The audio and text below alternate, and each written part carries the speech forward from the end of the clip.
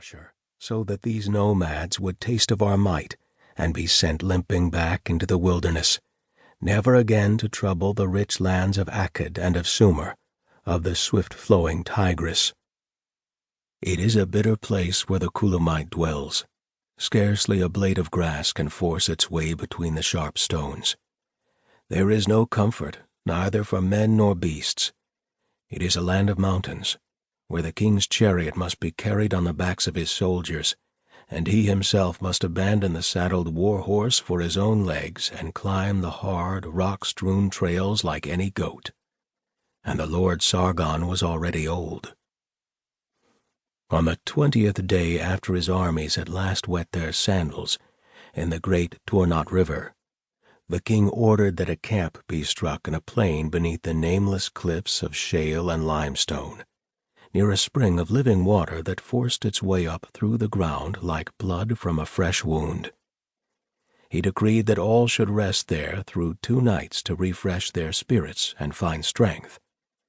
The king pitched his tent and sat down before it, his hands resting on his knees, while the host of Ashur made themselves easy in his mighty shadow. The cooking pots were found, and men who had forgotten the faces of their wives and the taste of fresh-killed lamb stripped off their armor and washed the sweat from their faces, dancing in the cold, clear pools like children. A soldier is pleased with a little, and takes comfort when and where he can, and the king smiled upon them like a father remembering his age. The Lord Sargon had ruled the wide world for 7 years and 10. The kings of Tyre and of Sidon at the edge of the northern sea, the rich cities of Carchemish, Aleppo, and Damascus, all wore his yoke. He had taken the hands of Marduk and made himself king in Babylonia. As far away as Egypt and Lydia and the wastes of the Arab desert, men sent him rich gifts and trembled at his word, for he was mighty and his anger had a long reach. The land of Ashur had seen many great kings, restless conquerors who had made the earth quake under the feet of their armies. But Sargon was far the greatest. On his hard old body were the scars of many wounds, for his campaigns reached back to the days of his beardless youth. He was brave as the wild boar, and cunning as an adder, and his soldiers loved and worshipped him as though he were the bright god in his own person.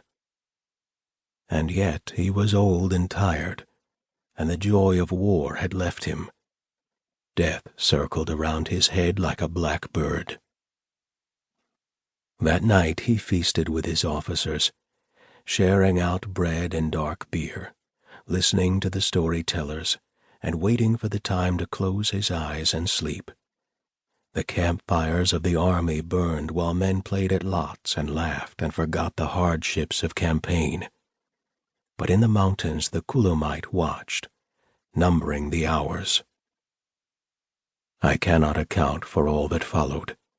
The annals, which in any case are always full of lies, are silent here, and the memories had grown clouded with the years before I knew to ask.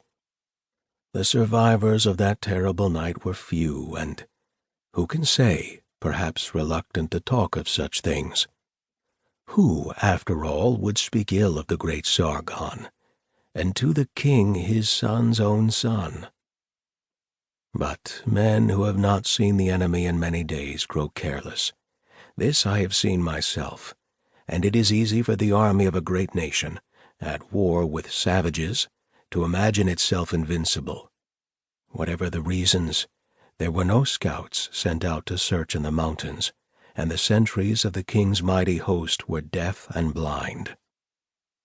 And in that dark hour, just before the dawn's first stirring, the Kulamite riders came, carrying fire. They had painted their faces black as they rode through the camp, trampling down the tents where our soldiers lay sleeping, and setting them to blaze with their torches. Men rushed into the darkness, fresh from their sleeping blankets, blinking like owls, and were killed with their hands empty. They hardly knew what was happening around them before they were struck.